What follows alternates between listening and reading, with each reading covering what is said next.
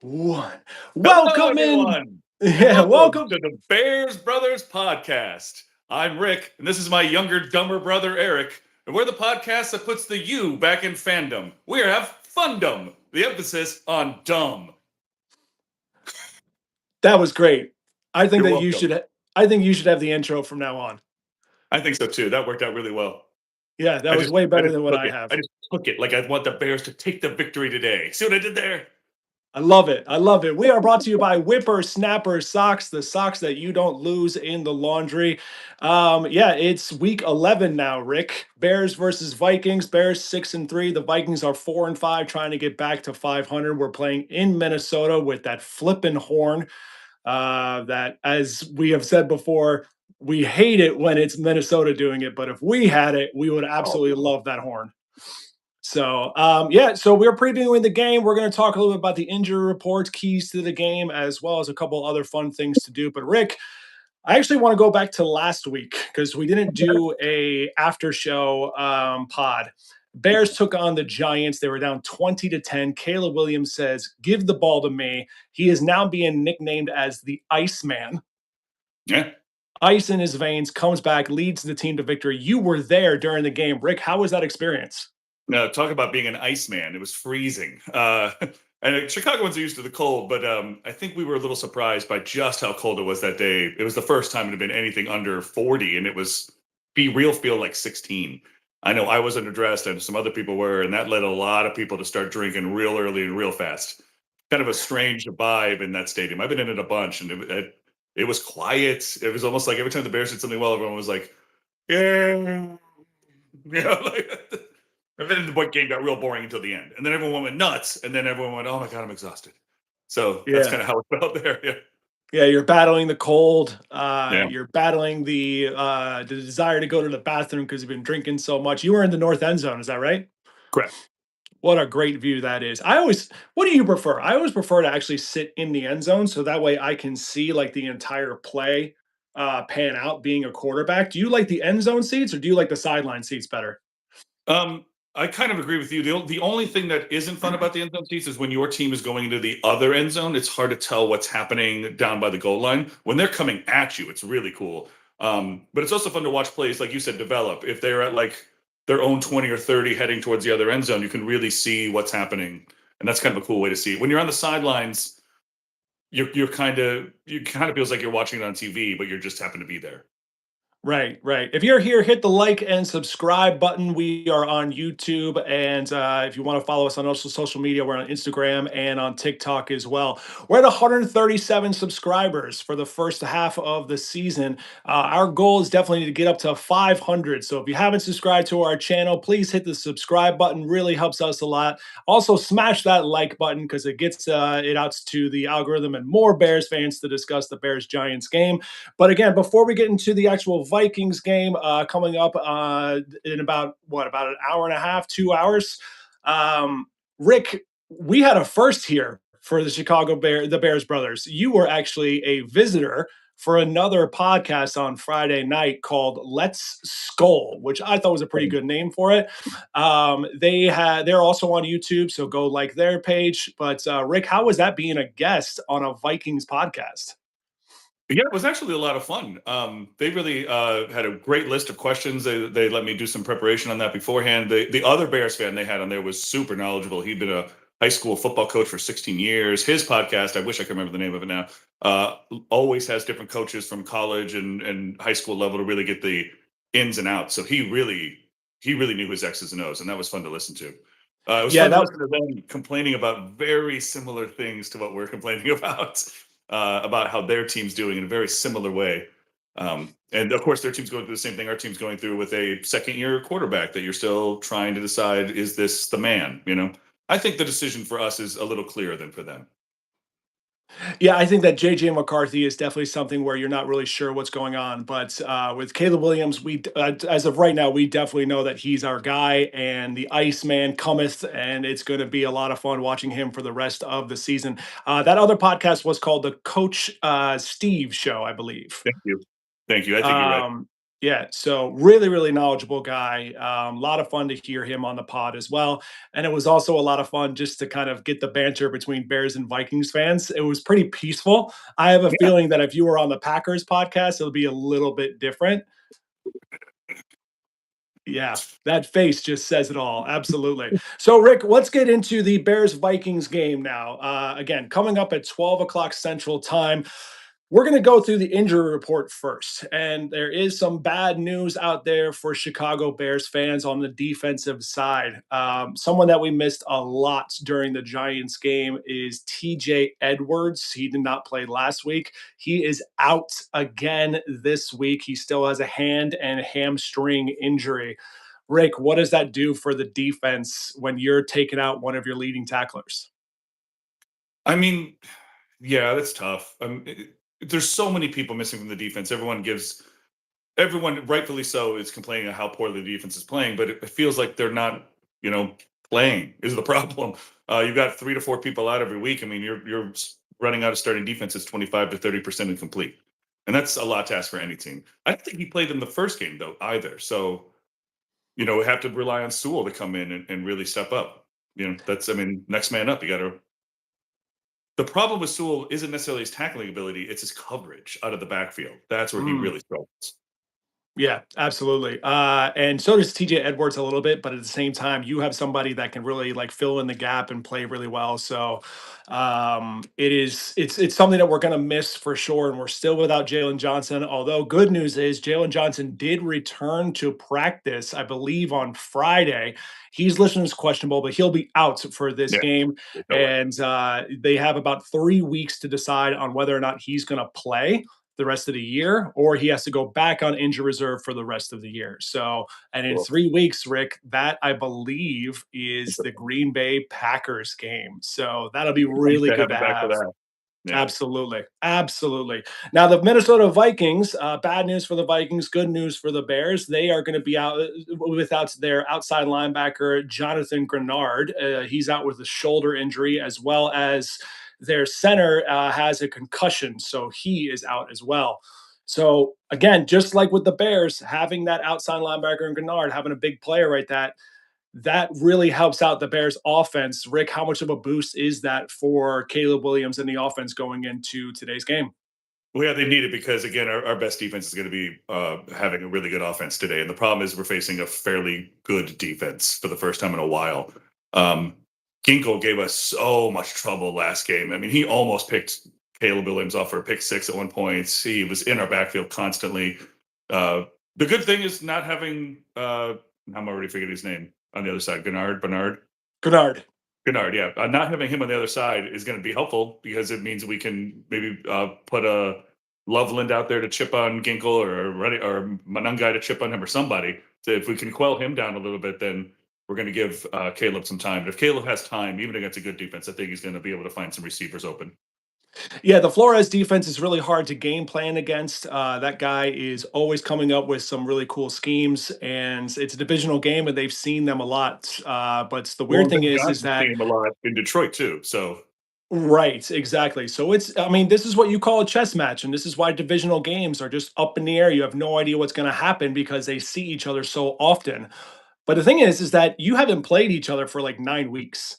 So each team realistically should be a little bit different than what they were in week one, now to mhm. week 10, 11. So we'll see if anything changes there. We'll see if it's a grudge match. But Rick, let's go over some keys to the game. I'm going to give you one on defense and one on offense, and then I'll say my key. We'll start with the defense, Rick. In order for the Bears to win, what is your biggest key for the Bears defense? Get to McCarthy and rattle him because they have receivers. And Addison didn't play last time, and he's playing this time. So Ooh, with yeah. Addison and Jefferson in, I mean, those are two. We saw what happened against the Bengals. Old man Flacco just threw the ball up in the air and said, "Hey T, Chase, go get it," and they did every time. And Jefferson's a receiver like that, and Addison's almost a receiver like that. So get in McCarthy's face, make him make bad decisions. He is a turnover machine. He does throw a lot of picks. So that's what you're going to have to rely on. You're going to have to rely on getting turnovers and making him make mistakes. Yeah, I would say that besides Justin Jefferson and the receiving core shutting them down, I want to see the Bears at least improve against the run. They are a Yeah. team that has let up so many rushing yards right now. It is very, very easy for an offense to get to a 2nd and 4 and 3rd and 2 kind of situation. So if you're trying to pressure them and bring a couple extra guys to McCarthy, you need to make sure that they have long second downs and long third downs. So I would like it if the Minnesota Vikings made some mistakes. I want to see the Bears shut down the run game. So that way they're into like 2nd and 10, 3rd and 8, those kind of situations. Put the ball in McCarthy's hands, make this essentially rookie core.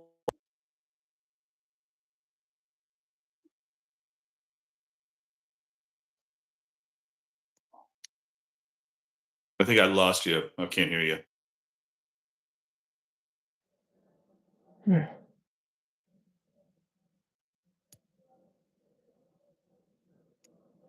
Yeah, I lost you, Eric. I can't hear you now.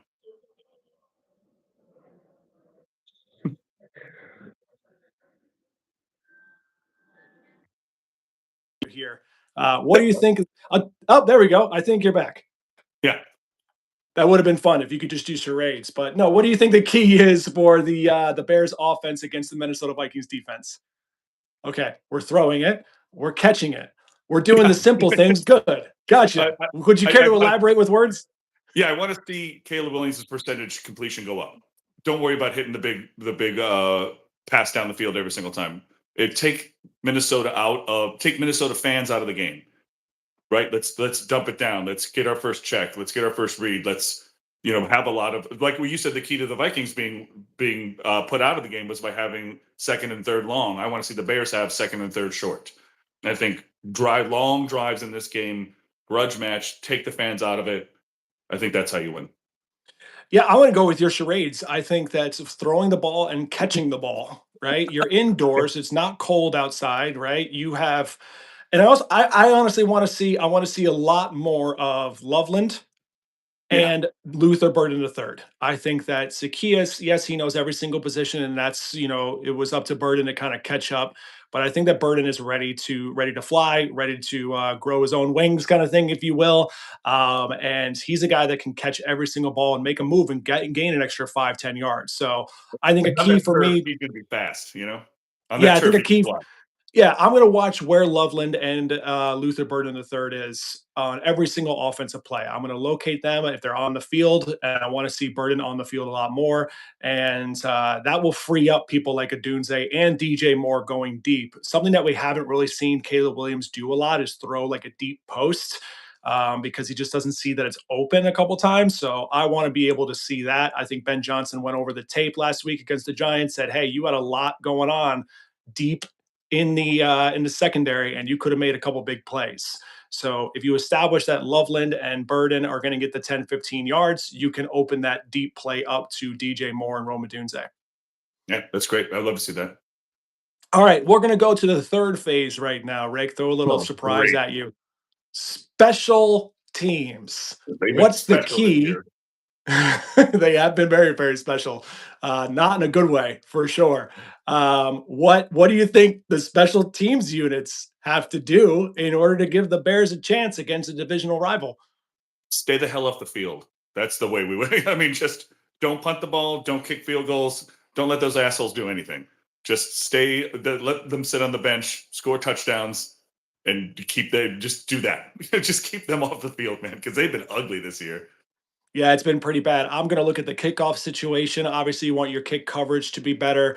Hopefully, we can get somebody to just kick it out of the end zone. Don't even bother with anything, right? And then That was a mistake last time. They didn't kick it out of the end zone in the final minute of the game and cost themselves a timeout. I mean, look, all those little things added up. If you look back at the special teams in that first game, they missed a 49-yard field goal. They allowed a 60-yard field goal. Their punt returner was going 15, 20 yards every time he touched the ball. And at the end, we couldn't kick it out of the end zone. I mean, it was just we forgot to talk about that because we were so concerned with everything with Caleb Williams and the comeback and how's McCarthy doing, that those special teams were atrocious right from day one. Yeah, it's been pretty bad, like you said, since day one. But I'm going to look at our kickoff return team as well.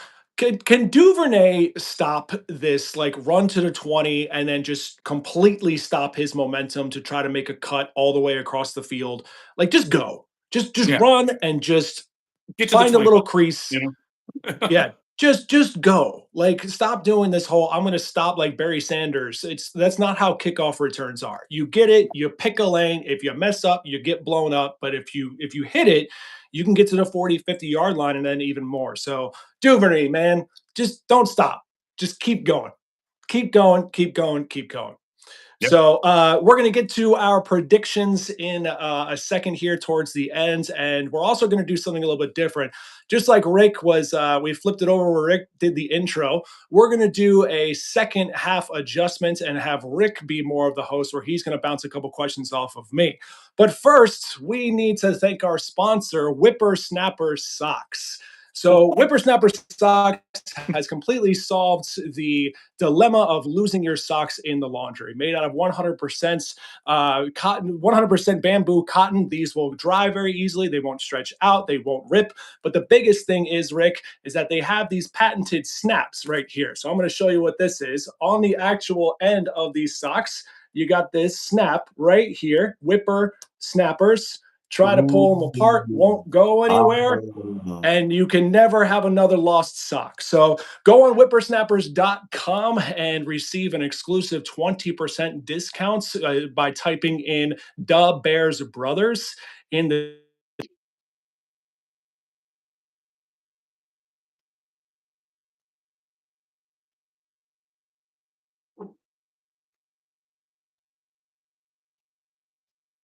I lost you again. Yeah, I don't know what's happening with the sound here. Stop. Or somebody say stop.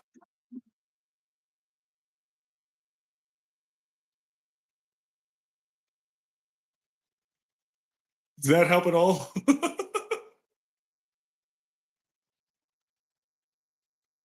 wondering if you can hear me. Well, if you can hear me, I'm going to ask a question. Does that sound good? No?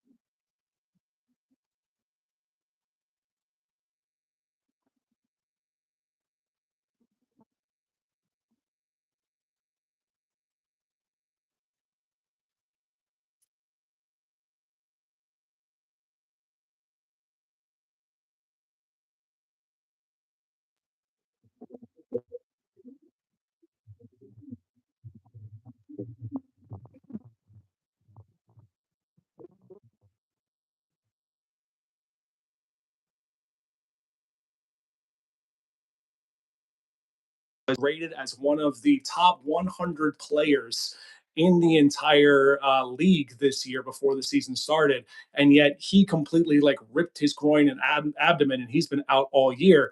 So we've had to overcome injuries as well in key positions. Heck, we even had our starting left tackle get replaced by a guy who was undrafted out of British Columbia. And when DeAndre Swift went out for a game, Kyle Monungai still ran for 220 total yards. So when you talk about injuries, that happens both ways. And I would just ask for fans to consider that as well. And maybe just take into effect that, again, you only play who you play. Rick, your second question. Yeah, I'm back. I Still can hear you. frozen. All right, good. I can hear you too. You're now in a picture frame. Rick, what's the second question there? The second question is at number 6. Sorry, if the playoffs were to start today, the Bears would be the 6th seed in the playoffs. Would they be any kind of contender in a playoff? A playoffs? Playoffs? Well, I'll take that in two ways, right? So, number one, are they going to make the playoffs? So, basically, you're 6-3. You've got 8 more games here to go. All you're asking for is that I believe. What are we saying? About 10 wins in order to get into the playoffs? Yeah, probably. I mean, Yeah. So depending 10 on the wins. wins, because you have to win a couple division games. Right. Yeah. And what I would say is to win the division, they're not going to do that. I still think that that's the Detroit Lions division to win. But to get into the playoffs, you're asking the team to finish 500. So they got to win 4 games and lose 4 games. I think that's absolutely doable, especially when you're, running with a lot of momentum and a lot of belief in the culture that you are a team that can make the playoffs. To make a playoff run, that's a little bit different. Like, let's go back to what we thought in the beginning of the season. 9-8 was a great year, according to us. It's a lot of Yeah, progress. 10-7 and they make the playoffs. That's absolutely amazing. Welcome back, Rick. And then if they actually win a playoff game, that's like our Super Bowl this I year. think so too. Yeah, So I think that if you're asking if they're going to make a deep playoff run, I don't think they're there yet because they have way too many problems on defense. that's the thing. They're and special teams, right? But if you're asking if they can make the playoffs, absolutely, absolutely. Why not? They'd be the number 6 seed right now, and who else is going to like overtake them and bounce them out of the playoffs if they do go 4-4? So, and I think you have 4 winnable games. I think you can play the Vikings and win that. Steelers, Browns. Packers, one of those games, right? And then depending on what Mhm. happens with the Lions at the end of the year, they might rest some players and there's another win. So a lot can happen this season. But yeah, I think the playoffs are definitely something that's going to be a very, very good probability for us. What do you think? Yeah, I agree. I think they will make the playoffs, but I don't think they're going to do more than win one game if they do, or Right. when they Yeah. do. Yeah. My Absolutely. last two questions both have to do with Caleb Williams. So we're going to Okay. start by ranking him in terms of his draft class, right? So we're going to talk about his draft class was him, Daniels, May, McCarthy, Penix, and Nix. Where do you Bo think he Nix ranked and Penix in those Jr. six? Okay. Yeah. So there's So six you're asking quarterbacks. if we were to like re-rank the quarterbacks. Yeah, if we were to redraft them, Okay. pretend. So one of the things about quarterbacks is that I believe that you have to give at least 3 years, right? But I think we're Mhm. asking this because we're seeing a lot of memes on Instagram and stuff like that saying like, "Oh, these people should have drafted this person and stuff," and it's like way too much of I want an instant feedback because McCarthy didn't really play last year. Right, Mhm. Penix didn't play much last year because of Kirk Cousins. Heck, Caleb Williams, I still think is a rookie this year because he didn't really have a NFL coaching staff. Um, so let's And go. Let's actually go in reverse order. Okay. okay, So number 6, I would have like the worst quarterback is Penix Jr. I don't think yeah, that I anybody agree. can really argue with that.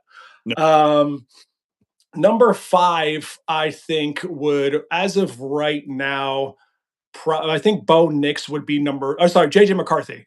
yeah, JJ I agree McCarthy with would that. be number 5.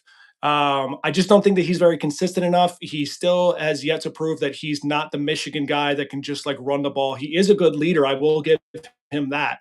But can he be the guy that actually wins you games because of him? I don't see that quite yet. Number 4, I think, is a bit of a surprise, but I'm going to put Jaden Daniels at number 4. I know he had a phenomenal rookie season. I get that. But he's also a toothpick and he is injured all the time. And if you're not on the field, you can't help your team win. So, yeah, he's a good quarterback, but he's never on the field because of all these injuries. That was a knock against him coming out of college too. The people were like, "Is this just Robert Griffin III all over again?" Right. Yeah. And that's pretty scary. I think that what he needs to do is he needs to find Michael Jordan's trainer and put on about 15 pounds. So that way he can still throw the ball well, but, be able to withstand a lot of these hits. Because if you're going to make him a running back, quarterback dual threat, then you need to be able to take those hits for sure. I would then put Bo Nix at number 3. I think he's an exciting dude. Sean Payton at coach. I think that that's a great pairing right there. And that's great.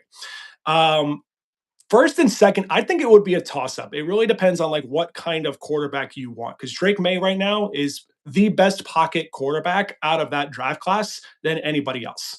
And he's got a nice touch on the ball, which I think that Caleb Williams needs to improve on. He just throws a 99-mile-an-hour fastball. And that's one of the reasons why he doesn't have many interceptions, is because the DBs are not expecting the ball to be that fast. But the problem is that your receivers also have to catch the ball, right? But if we that's the reason why I think you can flip the two of them. So because Caleb Williams with that clutch factor in the fourth quarter, if I want a fourth quarter quarterback, I'm taking Caleb Williams. If I want just like a pocket thrower, I'll take Drake May. So it really depends on either one, but I would take them both, and I don't think that you would have a bad situation. No, I mean, unfortunately, May's stats are just so much better because Williams and Nix and Daniels, excluding injury, their completion percentages, they're all around 60%. Their Mm, quarterback rating is between like 85 and 92.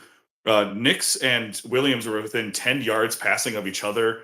Nix's TD to interception ratio is 18 to 8. Williams is obviously 14 to 4, I think.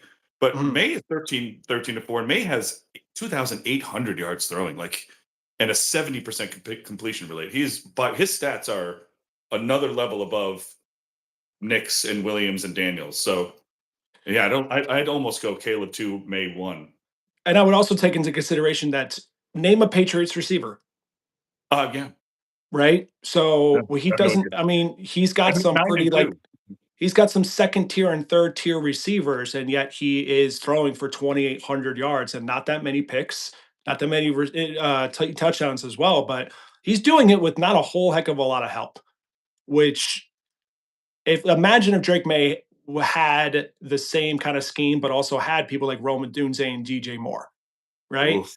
Yeah. So, but I think the only reason why, again, week to week, I would take Williams over May sometimes is because of that fourth quarter comeback, like leader kind of factor, that ice in his veins. I think Williams is establishing a great culture, and I'm seeing a lot of the players back him and say that's our guy. And like you said, we're kind of doing this for fun halfway through season 2 of all these guys. So I think they're about halfway through your time frame for when we can truly judge them. Right. Yeah. Year three. After year three, that's when you know, Yeah. right? Because look at CJ Stroud for the Texans. Oh Everyone yeah. thought that he was going to be amazing after his first year, right? And then have we even heard of him this year? I think he's been injured a little bit too, Yeah. but Not in good he's ways. gone downhill.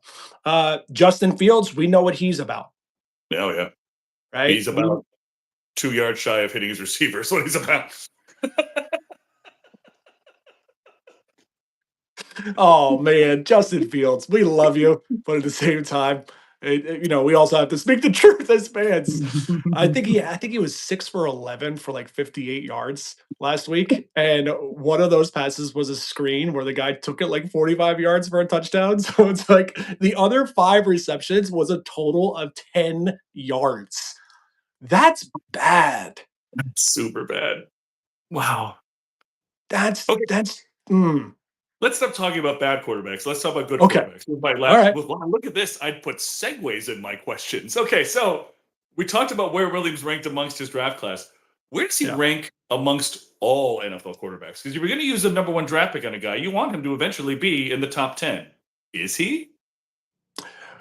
I would say he's right around 10 for Okay. sure. So let's look at the quarterbacks that are already established themselves as really good quarterbacks that are better than Williams, right? Sure. So you've got Mahomes, Yep. you've got my gosh, Buffalo Bills, Josh Allen? Josh Allen, right? Lamar Jackson. Those guys better than Caleb Williams in my eyes, right? Yeah, no doubt. Jared Goff is better. You've Stafford? got Sam Bradford is better.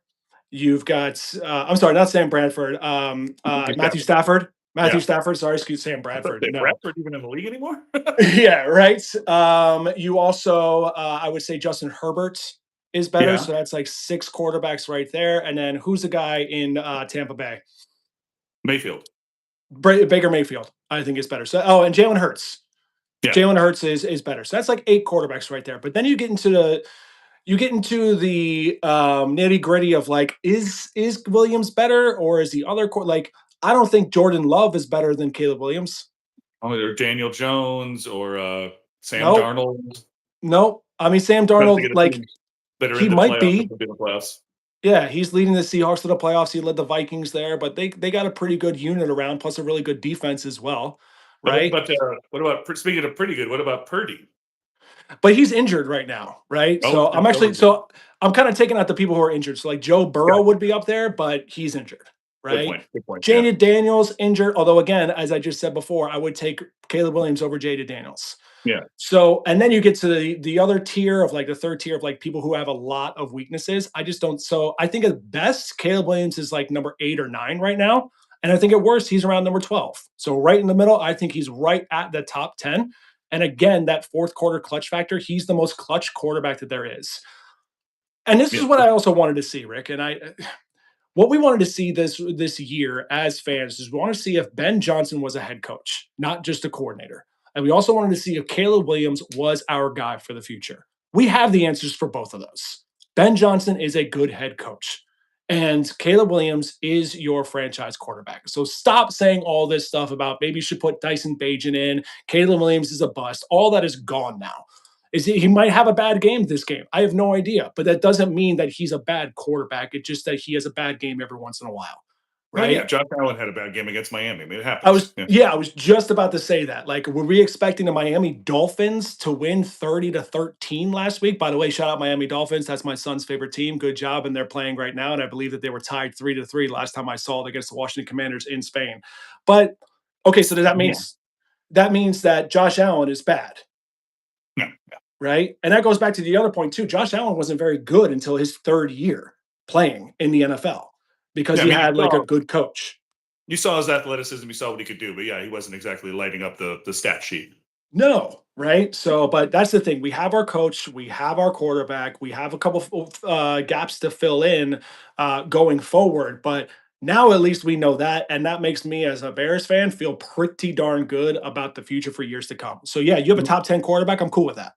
Yeah, you got two of like the main three pieces because the third piece is having a outstanding Pro Bowl pass rusher, and that's where we're really lacking right now, and a Pro Bowl left tackle. Yeah. I If mean, you right will. now we have a couple serviceable people. Montez Sweat is like coming up a little bit. He's doing better. And Theo Benedict, again, you start him at left tackle, and he's an undrafted free agent out of British Columbia. He's got some things to work on for sure, but he's I don't think serviceable as of right now. I don't think he's ever going to be a Pro Bowler, but he can play. He can be a great addition to your offensive line, especially depth wise. Right. And as of right now, I really like his attitude too. I like his look. I think he really embodies like being a Chicago Bears offensive lineman of like way back in the day. Bless you. So I'm excited about having, again, like we said, the 2 out of 3 pieces. So, but let's actually break this down and close this one out, Rick. We're gonna end it with our predictions of the game. Mhm. So let me set the stage for you there, Rick. Ooh. Imagine, if you will, the Vikings horn going off in a crowded Minnesota Vikings stadium. Nice. The Vikings are 4-5. They are itching to get back to 500 and then hopefully have their own playoff push. Justin Jefferson is vowing to become a beast like he was last year. And he took the Bears to school a little bit during week one in Chicago. The Bears special teams and defense, they're looking pretty weak, but you've got the Iceman at number 18 throwing the ball all over the place in the fourth quarter. So, Rick, Bears Vikings, 12 o'clock Central Time. Who is going to come out on top by about 3:30 in the afternoon? Are we going to be upset? Are we going to be happy? What's happening here, Rick? Well, we've been talking about quarterbacks. I think that's where it starts. They've got number 9. You know what's twice as good as 9? 18. 18. Yep, And I I think got there. I got Yeah, there. and I think that's the key to the game, and I think that's how the Bears win in another heart attack inducing game. I think it's going to be a grudge match. I think that the Bears defense is hopefully going to play a bend but don't break. I think that's the best we can ask for them is to hold Minnesota to field goals, get some turnovers, and for the Bears to have a couple of plays hit against a really good defense. And I'm going to stick with the final score I predicted on the Vikings podcast of 24-20.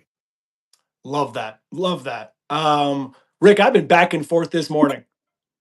Yesterday I thought it was going to be a Bears victory, right? This morning I wake up and I'm like, I don't know, something's not feeling right.